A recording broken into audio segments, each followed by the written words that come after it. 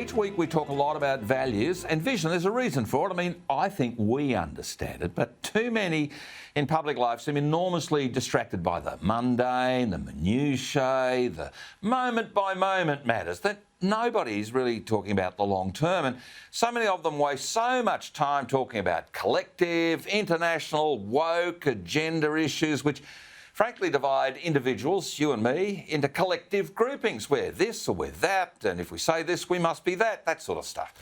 So simply put, this woke rubbish is weakening our society, and this international woke agenda is undermining the sort of principles that have sustained us for generations in this country and countries like us. And I want our federal government to do better, to stand up against this international woke agenda.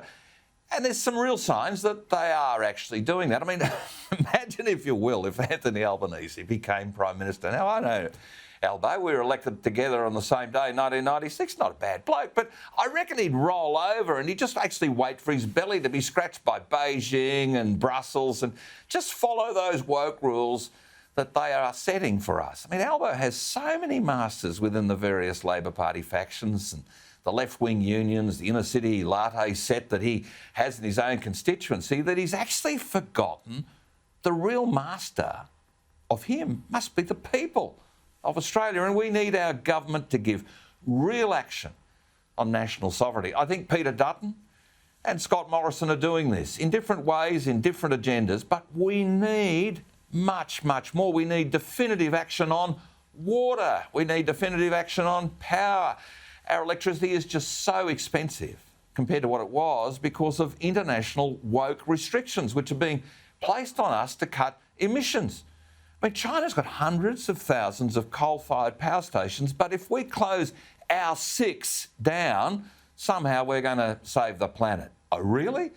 And Australia is a just add water country, and the international woke won't let us build dams. State governments won't approve projects anywhere of any great substance, and our agricultural industries desperately need it. They want us to all move out to regional Australia. Terrific. But if you haven't got water, why would you go? And of course, the usual whinges this week about water.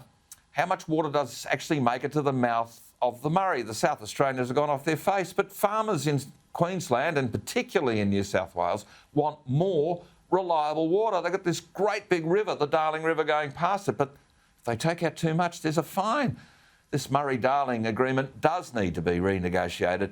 South Australian farmers are worried they're going to have less water, but why not have a discussion about how do we actually get more water into the Murray-Darling Basin? Why not have water harvesting schemes like, well, the Bradfield scheme, that type of scheme, or more like, well, anything. Anything that does put more water into the Murray-Darling's got to be good. Such schemes are actually working in all sorts of other places around the world. I mean, they pipe fresh water from mainland Turkey onto Crete, for heaven's sakes. Why are we doing that here? We could bring water from Tasmania across into the Murray system via the shores, the southern shores around Victoria.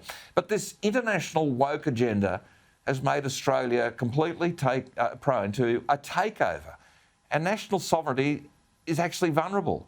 We waste so much time on this woke agenda, and I think China actually knows us better than we know ourselves. It's using every trick in the book right now to wreck Australian interests. COVID, it's a bioweapon. It's fractured our society. We've got state against state, borders going up and all sorts of things happening in various places. And I feel for the people of Eastern Sydney, but at least they're still able, other parts of New South Wales, to travel. But government controls on our lives in Australia seem to be modelled on the sort of Chinese response to command and control of the people.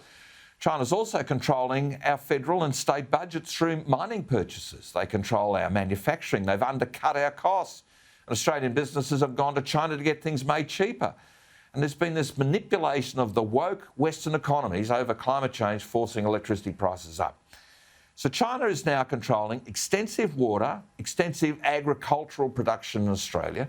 They want to destroy our tourism industry and our international standing by using various woke causes. The WTO saying there's something wrong with the barrier reef. You name it, it's all happening. We're at war. Not one bullet's been fired, but it's certainly time to make some definite plans to protect Australia's sovereignty. We'll do it on this program, and I hope you tell your friends and talk to others about it. Keen to know what you think. If you want to send a tweet, #Hardgrave on Twitter, or you can write to me directly, gary.hardgrave@skynews.com.au.